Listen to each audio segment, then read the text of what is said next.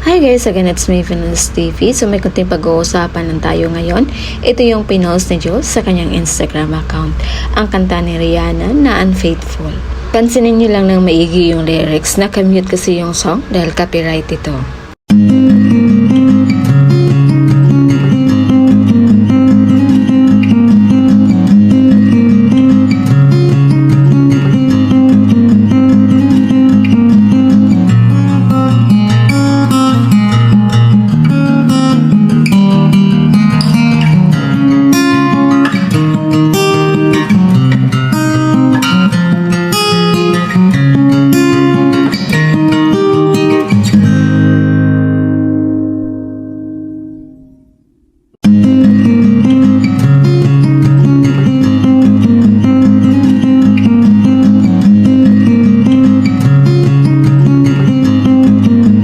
So sa pagkakaunawa ng karamihan, nakalagay sa caption ay her version. So it refers to a girl or a woman version.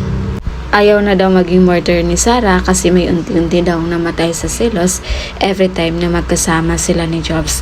Kaya yung mga post nila, hiwalay lang muna sila or hindi nila pinakita na magkasama sila.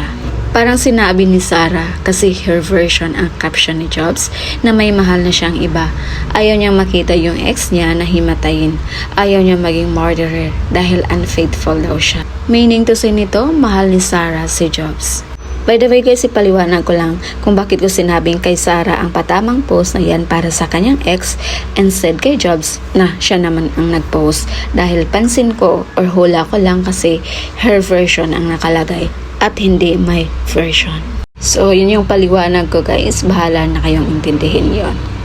So yun lang muna yung pachika ko guys for today's video. Bahala na kayong mag-overthink. Again, this is Venus TV. Thank you for watching.